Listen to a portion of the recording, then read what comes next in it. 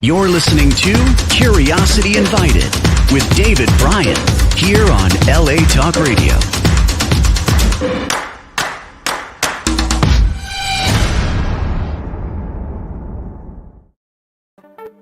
Hello, my name is David Bryan, and this is Curiosity Invited, a podcast inspired by endless curiosity. Tune in for an open-minded conversation about interesting and important things. Hello, everybody. Welcome to Curiosity Invited. My name is David Bryan, and today I have the enormous pleasure of speaking with Truth in Advertising, someone I know from a different context. We're on a board together, Shepard Fairey. Shepard Fairey. I'm saying it right? It's not. It sounds like the boat that goes across the. Yeah. Yeah. People always want to say Farley, Fairey. No, it's just like Tooth. Just that. Yeah. Tooth Fairy, Shepard Fairey. Shepard Fairey. So, well, if you've been living under a rock, you don't know that name, but otherwise, you know him as an artist. Well, you know, how do you describe yourself?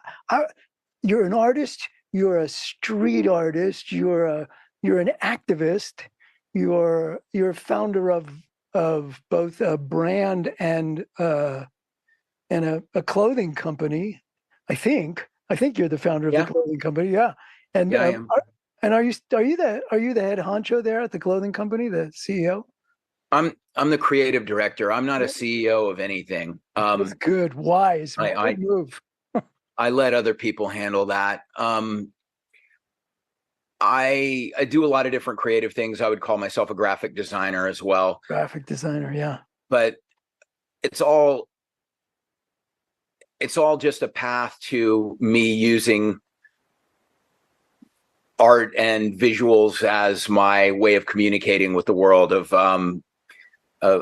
putting my ideas across. And I really believe in that being democratic. I believe that art should be accessible. I think that visual art has this issue of being perceived as a bit upper crust, elitist, and intimidating. And I want visual art, because it is such a valuable thing within culture, to be as inviting as music is, as film is, as television is. Well, yes. I mean, I think that's one of the things that, you know, before I knew you, I was so attracted to your art because of that. But just like music, and I mean, you know, there are places you can go to hear music. Well, you can hear it walking down the street, and that's wonderful. And you can hear it in your car, and you can hear. And then there are places you can go to hear music, and they feel like clubs or concerts or whatever. And then there are places that you can go to hear music and art, and the music is no less extraordinary. And but the setting is, it's so set apart.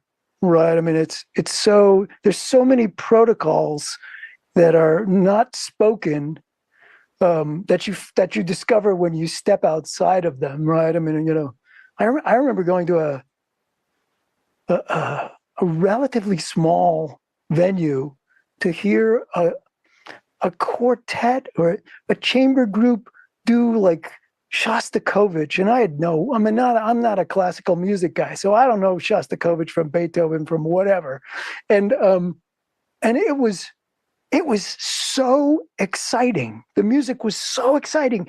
I mean, I could barely stay in my seat, and I looked around. In fact, the conductor, the fellow who's conducting this little group, was up on one leg. It was like the old Ian Anderson from Aqualung. Just literally up on one foot, just raging. And I looked around the room because I was like jumping out of my skin, and everybody was sitting there completely still. And it was the opposite of democratic and accessible. It was like, oh, I'm not supposed to do that. He can do that. Right? The conductor can do that, but clearly we're not supposed to do that. And so it is so off-putting. And I think that's probably one of the things that I've always been drawn to about the stuff you do. But I want to back up in just a little bit. I mean, you know the story, so you're bored with it. But you started as a skater. I mean, you're a skater and grew up in, I think, South Carolina, and ended up at art school. But how did you go from? Well, first of all, when was the last time you were on a skateboard? It's been probably about 5 months since I was on a skateboard, but well, that's a short. I thought it was going to be like 5 years or maybe more. No, I used to skate a lot, and I just have slowed down gradually. And unfortunately, I just don't have a lot of time. And skateboarding used to be the visceral thing that gave me that powerful feeling of progression and accomplishment and thrill and escape. And believe it or not, I get that from making art. Oh, I totally get it. And so it's not that skateboarding isn't fun anymore. It's that it was essential. It was a survival tool for me. And now my art is more my survival tool. But I am who I am because of skateboarding, which I've been thinking about this because February 15th, in just a week, will be the 40th anniversary of when I got my first real skateboard. I got my 14th birthday. I got my first real skateboard, and it was a life-changing day because I'd been going to a conservative private school, and everyone was preppy. I felt like I had to conform to other people's ideas of, what was cool in order to have any social standing. And I was unhappy with that, but didn't know how to find an alternative. Skateboarding and punk rock gave me an alternative. Oh, it's such a cliche, but it's absolutely true.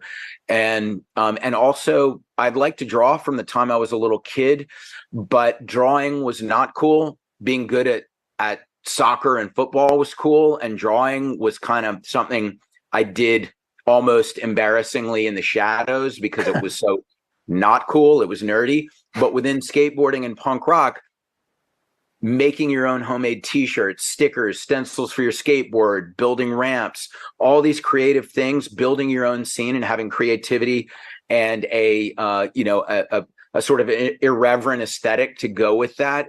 That was part of the social currency within that. So I could thrive with my art within that realm. Well, and then you transferred to, did you end up graduating from Idlewild? Yeah. I was, which is not, it's definitely not preppy. It's definitely not. No. My parents more or less, insisted that I go away to art school because they didn't like the crowd I was running with in Charleston. A lot of people that cut school and smoked weed and things like that. I was not a bad kid. I was rebellious, but I wasn't. I didn't do any drugs in high school. I barely drank. But my parents were very worried. So they said, you need to go to art school. And I was sort of resistant, but at the same time, it could be worse. I love making art. So if I get to focus on that, that won't be so bad. And I got kicked out of the North Carolina School of the Arts summer program the summer after my junior year. I was supposed to go there my senior year, and I spent the night out without permission. I thought I was more slick than I was, and I got caught. And so my parents, between late July and September, had to find a new school, and this school was only a year old in Idlewild, and they accepted my portfolio. So I went there, and it was a very, very lucky thing that happened because California had a great culture. It was the first time my teachers were not condescending and more like drill sergeants. I had a really, really excellent special experience in Idlewild. I was around kids from LA and San Francisco, but also Korea and all over the country and the world. It was small group of people, but really cool people with a lot of different tastes. So it was good training wheels for me going off to art college. And I put together a good portfolio, and I got into the Rhode Island School of Design. And that's a difficult school to get into. So I indeed was lucky that I went to Idlewild, because I was able to focus, and it also shifted my work ethic. I had been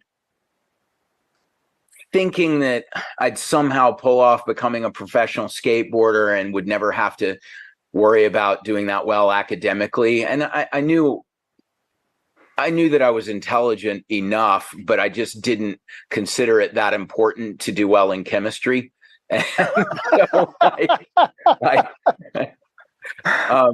which was just horrifying to my parents, because they were always like, if someone gives you something to do and you don't excel at it, then you're closing doors, you're embarrassing yourself. And I was just like, whatever. And but then art gave me such a sense of accomplishment and purpose that my work ethic just, fell into place. And now, I've been a workaholic basically since college, because it's not, when you enjoy what you're doing and you get therapy from it, and you're able to create something that you're proud of, that you share with people, and it's a social tool as well. What's not to enjoy about putting a ton of time into that? Yeah, it's what do they say, that if your job is what you love, you'll never work a day in your life. Right. Yeah. So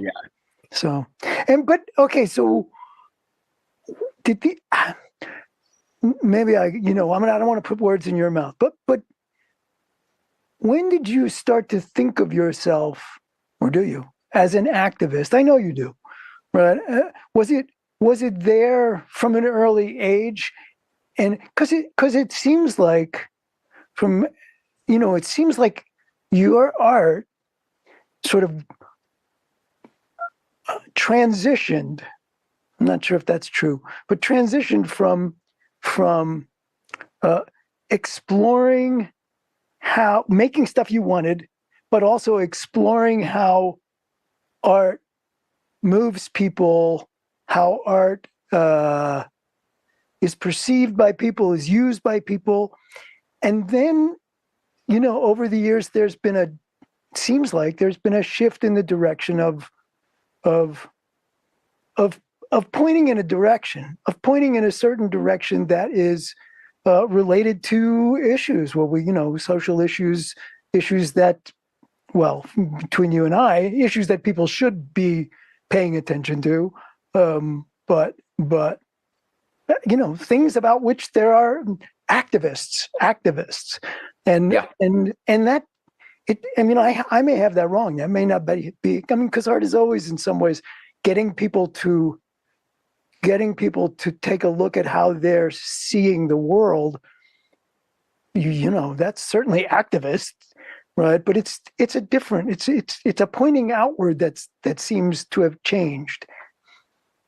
Yeah, sensible? I've evolved, but the seeds were planted by punk rock, and also by some of the people I was around who were. I had a couple of art teachers in high school that they were very supportive, and they opened my eyes about the responsibility of artists, that it's not just about escapism. It's also about how you carry forward the mantle of civilization in a way. Mm-hmm. And I that could sound maybe a little pretentious, but I think that it took me a little while to feel confident in addressing issues, because a lot of times the issues are complex, and I thought, well, there are people who do this professionally. They're involved in policy and politics. They're academics. Maybe they should be the ones talking about this. And then I realized that a lot of the people in politics, especially, are intentionally obfuscating what's truly going on. And that sometimes art can cut through what is simple but has been made complicated to cloud things for someone else's agenda, and everyone is perceiving it that way, when you could articulate it in a more simple way that deconstructs that and has a different point of view. So it took me a while to feel comfortable doing that. And initially... You mean like that you could have, that what you had to say or think about those things, well, you're, quote, just an artist. Right. Is that what you mean by that? Yeah. So, I earlier I felt more comfortable addressing big concepts like police brutality or surveillance or racism more than things like universal health care or the war in Iraq. It took me a while to become more confident dealing with the news issues in the news cycle and feeling like I was educated enough. But punk rock, The Clash, the Dead Kennedys, and then reggae like Bob Marley, and then later hip hop like Public Enemy, all of those things were making me think that when there's a status quo that's unhealthy, somebody has to have the courage to speak out about the problems. And if they feel they can point towards solutions, also point towards solutions. Yeah. So this is a gradual process for me, but it's been very intentional, and I spend a lot of time educating myself about the issues, so I do feel qualified to talk about them in a way that I can stand behind. And that's a layer of the problem solving. Art is about, for me, it's about, all creativity is about problem solving. And there's if you're a musician, how do I make an enjoyable piece of music? Oh, now how do I add in lyrics that say what I want to say? And the intensity of the lyrics might actually be very different feeling wise than the appeal of that melody. But the bundle is maybe more powerful because they have this dichotomy. And I look at the same thing with some of the visual art I make. I make things that are, you could call them propaganda style, clearly provocative, but I also make things that are very, very pretty and seductive and inviting. Sometimes it's a combination of the two in one piece, but it's all about getting people to engage with an idea that they might dismiss based on a pre-existing prejudice otherwise. Art has been, when you look back historically, I mean, art is free. Art and the works of artists of all sorts have throughout history been pointing at inequity, pointing at injustice, pointing at a future that people are dismissing, and I think you're right. I think there is that notion, which I think is cultivated by those that want to control, to be in charge of that process. There is that notion that unless you can articulate clearly all the ins and outs of something, then your intuition, everybody's intuition, that, hey, there's something really wrong here. I can't tell you what it is, but I know there's something about this, and we're supposed to dismiss that because, well, unless you can address it in great detail in a particular sort of way, then you really have nothing to say about it. And that's been bullshit for years. Yeah. And it's also contradicted by the actions of, I mean, look at all the rallies that are going. Like, everybody picks music that they think is going to inspire, and they're frequently right. They're going to inspire that group of people that's going to come to that rally. And, they're not just doing that because, they just, when you're at a rally, you put on music, whatever. It's like quite, there's that art and the direction for the future have been not all art and not always, but have been, linked together for so long. And so kudos and bravo. And it's great that you get to do that and still get to play at this thing that you're play in the big sense of the word, right? That wrestle with, how do I do this to do that thing that I really want to do? And fabulous, really. Well, it's extremely fortunate that I have art which allows me to escape while I'm creating. I'm dealing with all the heaviness in the world. I'm very sensitive to all the injustice in the world, and so it can feel heavy just to get up in the morning. But art is a very therapeutic escape. But then as I'm escaping, creating, I'm also addressing the very things that upset me in the art, that I can put back out there and not feel like I'm just a complicit spectator. I can push back, and I can share that with people, find allies, find some solidarity. And that escapism and engagement packaged in one thing at different stages of the process is such a beautiful thing that I can't really, imagine what my life would be like without it. And I don't take it for granted at all. Can I ask you a few questions just about the art itself? Sure, of course. First, early on, right? You were making, I don't know what you were doing in the studio at art school at Idlewild and whatever, but certainly the stickers, Andre the Giant has a posse stickers, those that sort of started to appear. Ooh, what's that? Oh, what's that? Oh, what's that? And then it was started to appear everywhere, right?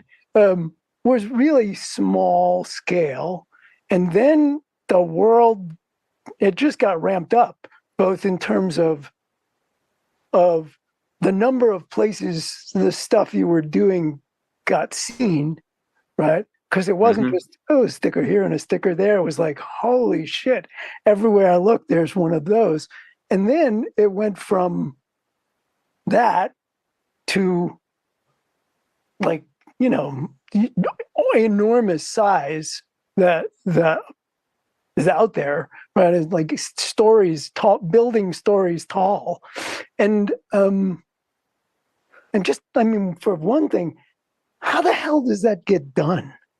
Not to go from small to big, but like the one that's just so amazing, when it's first seen, and I haven't seen it in person, but was it Nelson Mandela? What is it, 10 stories high on a building? Yeah. How does that, is there some sort of cheating that how does that get done? Well, anything in art, someone will say is cheating. Using a paintbrush was cheating. Yes. When everyone else had just been using bloody elbows prior to that. So, you're like, oh, nope, that's cheating. You're not allowed to do that. The camera obscura to get the proportions right that Da Vinci used, that must have been cheating, right? But that's not real art. Yeah, that's not real art. To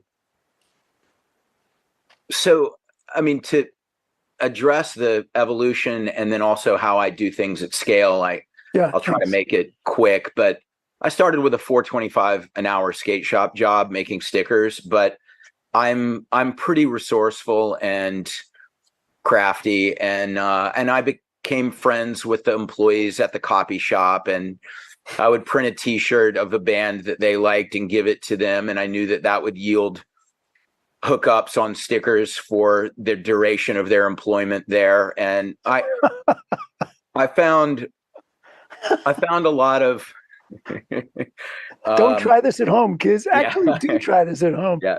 I found a lot of ways to make things in volume economically because I had to. I was broke, but I had a lot of hustles. I started my own screen printing business. I would print my own stickers, print my own T-shirts, print my own posters. One of the reasons that my early work was black and white or black, red, and white was because it was efficient to make it and it's bold. Yeah. The people mistakenly think that I developed a very successful street art identity and then sold out, forming a clothing line. I actually was making T-shirts from the very beginning of doing my street art because T-shirts were the utilitarian currency of the cultures I was involved in: skateboarding, punk rock, hip hop, graffiti, street art. That everybody wore T-shirts. Streetwear wasn't even really a term yet, but I made and sold my own T-shirts, and it took a long time for that to become successful. But I was doing that to finance the things that I was doing on the street that had to be paid for somehow. And so they were, as the street art was growing, I was trying to be better at getting my T-shirts in stores and things like that. And I would use the money from that. I would use the money from contract printing jobs to invest into better printing equipment so I could print bigger. But really, believe it or not, a lot of those huge pay stubs that were taking over billboards and, sitting on the sides of abandoned buildings, those were just tiled up blueprint copies from Kinko's that were black and white. And I would find the late night employee who I could give them $75 and they would let me use the oversized copier all night long. And they would hit me up like, hey, we just got 20 new rolls of oversized paper, so my boss isn't going to notice that a couple of rolls have been depleted. Now that I can afford to, I make sure that everybody gets paid properly. But this was I hustling on the corporate dime, hoping that they wouldn't notice, was part of what I had to do originally. And I've just built gradually. My success as an artist doing art shows was very minimal at first, but as I started to get shows in some alternative spaces and cafes and things like that, I always just reinvested the money. When I built out a website and I was able to get e-commerce, and then selling my limited edition prints online started to happen, I always reinvested the money. So the scale has been a very, very gradual process over 30 years. But the huge murals, they're basically one-use stencils. I design the image based on the measurements of the wall. I print out the entire image in 3x4 foot sheets on the same kind of oversized copier that I used from the beginning. In grayscale, I have my color proof, knowing where all the colors are going to fall. And then my assistants and I cut the stencils right on the wall after we lightly spray mount the sheets a few at a time up, and we work like a grid across the building. And we work very quickly. It's a lot of elbow grease. It's really hard blue collar work, but it will translate to a very effective mural in the end. And there's something really satisfying about working for half a day, going to lunch, getting down off the wall, stepping back and seeing how it's evolving, because you're right in front of your eyes. You're seeing the cityscape transform. It's at such a scale that it's not just something that people have to be paying close attention to see or have to seek out, it is going to confront them from a car, from the sidewalk. And this is profound, because what I decided at the beginning of my career was that so many people felt like there was no meaningful way for them to participate in the social, political, cultural conversation, that they became apathetic. They didn't see a path to having a voice.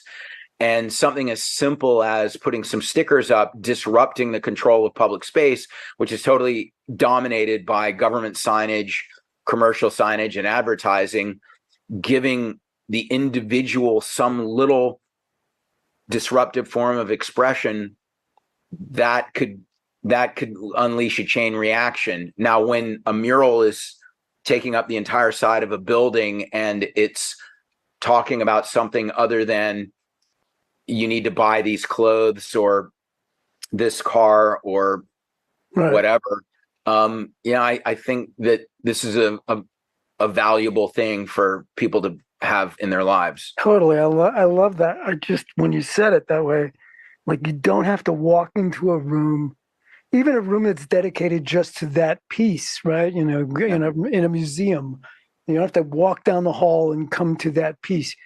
It's there, and it's there, and it's there when you drive in that direction, and there when you drive in that direction, and there when you turn the corner, and it's fabulous. So, yeah.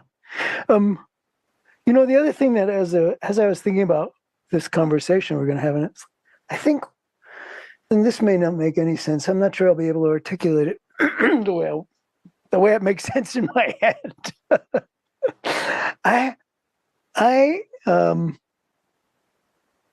This may be me importing this to you, so tell me I'm full of it, but you seem to have an ability to see the universal in the particular, the instance of, this person doing that person suffering, and yet it is, you see it bigger than that. And the particular in the universal, like, there's a social movement, there's a war, and you are able to convey, it's not just a war, whatever that means, right? Whatever images people conjure up when the word war happens. There's the individual, the effect on all of these individuals in their very personal lives. They're very private, very very powerful, very huge in a certain way and small in another way, suffering, and that is a feature of your stuff that, at least in my eyes, that that's, I don't know if it's always there, but it's been there for a very long time. And I wonder if you ever think about that, or if I'm just making this all up, which is fine. That's what editing is for. No, you're not making that up. What you're talking about is something that I've tried to articulate also. I think people understand it intuitively when they see it.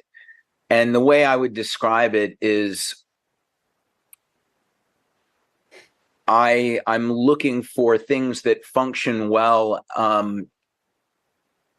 as archetypes and as symbols, but without taking on that generic quality that a lot of archetypes and symbols do. Finding an imagery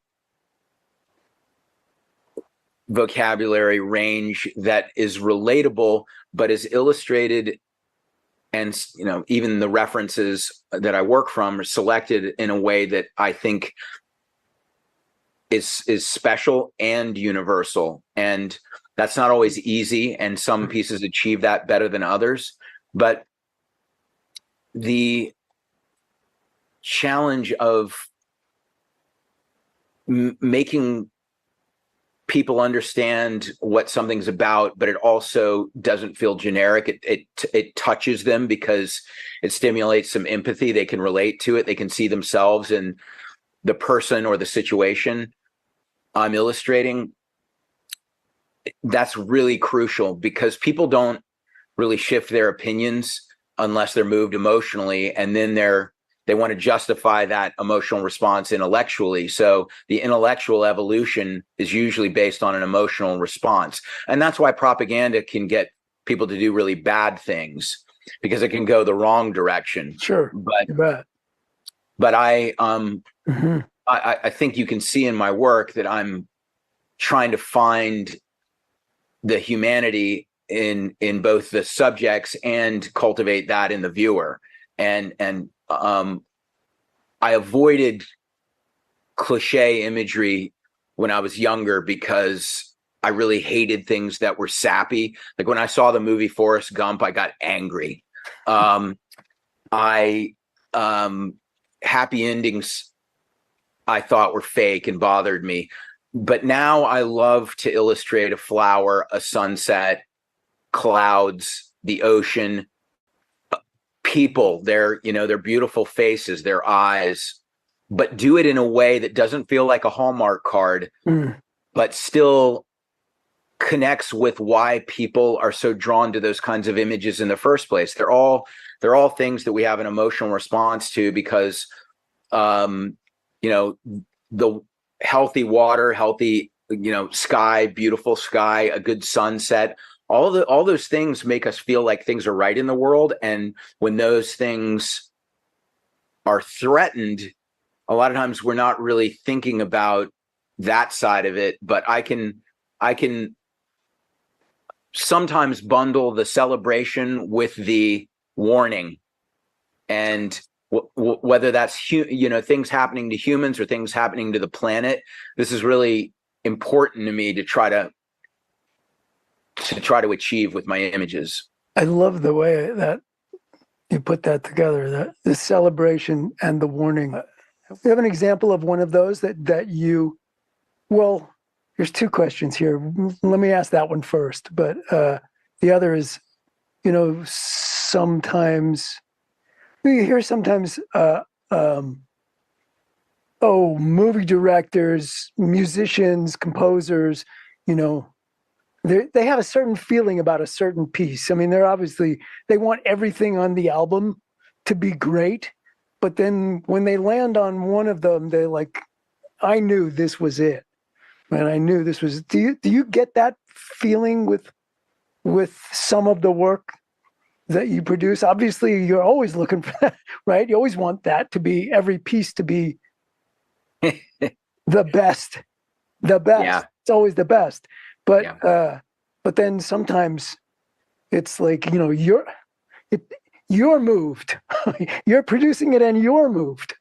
And well, when I work on anything, I'm trying to achieve that, like you said. Sure. And I feel like I have enough practice to make something solid every time out, but they're not always the ones that sort of capture lightning in a bottle. Mm-hmm. And sometimes I'm not the one that's wholly responsible for that. When things become a reference point and a viral phenomenon, sometimes it's just creating imagery that is needed in that moment for what's going on in the world. And the example I would give that's relatively recent, not not even that recent now, but people I think remember it. When I did the We the People series for the Trump inauguration / the first Women's March, and they were kind of the anti-Trump inauguration posters, but that series of two women and a boy that were a Latina, a young Black boy with dreadlocks, and then a Muslim American woman with American flag, hijab. Oh, Those that. were I mean, there it is. Lightning in a bottle. That is the one that sprung to my mind as soon as that's just unbelievable. Yeah. well, Yeah. those three images were made to be symbols of how these groups that Trump's had been disparaging were equally American, deserve to be treated with equal dignity, and could be portrayed as equally patriotic. And the doing them, I felt like it was an important mission because I worked with an organization called Amplifier and my friend Aaron Huey on conceiving the project. And we both felt that with all the anger and division that had been stoked by Trump, that something that was unifying was that was where the vacuum was. That was the space that needed to be filled. That was the thing that the alternative that wasn't being provided. And almost everyone I talked to said, that's not the way things are going. No one's going to care about that. That's going to seem unrealistic and sentimental. And yet when I completed the images and Aaron and I started to promote them as part of a Kickstarter for the Women's March to distribute images and messages, it ended up being the most successful art Kickstarter that's ever happened because people responded to the images. A lot of people felt shocked and unsure of what to do in the wake of Trump being elected. It was I think that these prints were a nice thing for people to use as symbols of their opposition, and they were seen at women's marches across the globe. I think we eventually documented 60 different women's marches that included those prints as a pervasive element. Wow. Yes. Wow. That is the thing. As soon as I asked the question and you started to answer it, I saw. I don't know two of them. But I know the woman. Is it the woman? A very beautiful face with a U.S. flag like hijab. Yeah, exactly. Veil. Yeah, phenomenal. Yeah, that's a woman named Manira who is a friend now, but she's great. She lives in New York, but she's from Queens originally, but she's a Bangladeshi Muslim, and she's they're all real people who also served as symbols, and I like that they weren't famous people, that they could stand on their own without being famous. When I think about the Obama poster, of course, was a successful poster for me, and I'm really grateful for the attention it got and maybe the benefit to his campaign, of course, because I believed in him as a candidate. But it also was that image was riding along with the charisma, the oratory skills, everything that was captivating about Obama himself, and so in some ways I feel like the We the People prints didn't have that advantage, and therefore are more of an achievement, and maybe more likely to make people think about the importance of every citizen rather than just people who have already achieved noteworthy things. Yes. Yeah. Well, that's a perfect example of that universal in particular, wrapped in a bundle and lightning in a bottle. Indeed. Well, I'm trying to be conscious of your time, but I do have one question which I sometimes ask. So I may have asked you, but if I knew if I knew what I was talking about, what would I have asked that that I haven't, and that is, feels like it's worthwhile saying? There doesn't have to be an answer, but there can be. Yeah, all right. Here's this probably isn't that helpful, but I'll ask you what is driving you to do this podcast? Well, there's a multi-tiered answer to that, and so one is, thanks for asking that, by the way. It gives me an opportunity every time I ask myself that.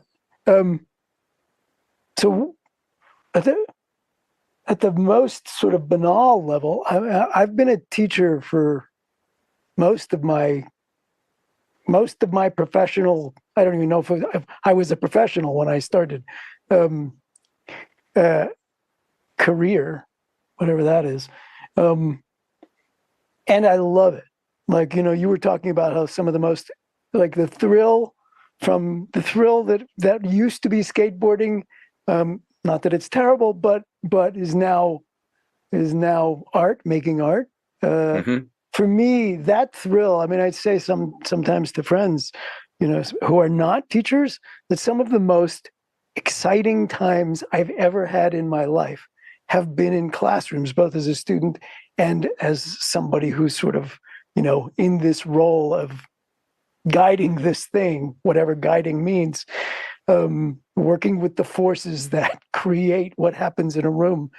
And so when I moved from California, the last thing I was doing in my teaching career, I was teaching at UC Santa Cruz.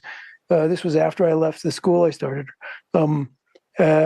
I was teaching at UC Santa Cruz, and I was loving it. It was fun and absolutely juicy, and always is. And it turns out that you can't be out of state and still teaching. And it was suddenly, and the environment here, there weren't those opportunities. And so it's like, well, there is this technology out there. I wonder what that would be like to. So some of it was an experiment. And the thing that guides it, really, curiosity invited, is really the things. What am I curious about? What are people doing that seem to me to be really interesting or really important? And every once in a while, the version of lightning in the bottle is the combination of both important and interesting. And so it's that. It's like, that I suspect I'll do that until, in one form or another, until I can't, until they just wheel me out, right? Because when a conversation, right, like, so, this could be an interview, and I guess there's an element of that, but when a conversation emerges from and takes on a life that I didn't expect, you may have expected it, but I didn't expect. It's one of the most gratifying and exciting things that I know of. So how's that? Yeah, that's great. I mean, part of what I think you're saying is that having people share ideas with each other has a benefit in many ways, and it's almost unquantifiable. I know I feel that way. Mm-hmm. And that your effort to reach out to anybody that you're interviewing is to give voice to what they're doing, but also you're going to be asking questions you want to have answered, and there's molecules colliding, there's things happening, and there's even maybe a small element of risk of it going in a direction you didn't want it to go, or somebody responding in a way that you're not expecting. But that's part of what makes it exhilarating. If I could say, what question would I want you to ask me? Maybe that would be, what would I want to say to the audience? And what I'd say to the audience is that I do what I do because I really, really care. And it has a therapeutic component for me, but I care about people. I care about the world. And the irony of caring is that it takes sensitivity to feel the things that make you want to creatively respond. But then a lot of times how people respond is really brutal. And when you're sensitive, that can be painful. So indeed, the question I would ask everyone out there is, don't worry about, I will survive through my pain, but do you want to see a world that's more painful or less painful? And do you want to be somebody that's making things more painful or making things less painful? And this is about everything from big issues, like, do people from other countries, other religions, other cultures, other races matter less? Are their lives less valuable? To, big things like that, to small things like, is anonymously ridiculing people what you would want them to do to you? Little things like that. So, this is sort of when people go, well, what's driving you? I've explained what's driving me, and I'd like the audience to ask themselves what's driving them. That is a perfect place to end, because it's a perfect message. So Shepard Fairey, thank you so much. Thanks for being willing to spend the time doing this. And yeah, I know how busy you are. And, well, it's always good to talk to you, David. Now, we've spoken in other contexts, but this has been great fun as well. And much appreciation. Yeah, thank you. Thank you, David. It was fun. You're listening to Curiosity Invited with David Bryan here on LA Talk Radio.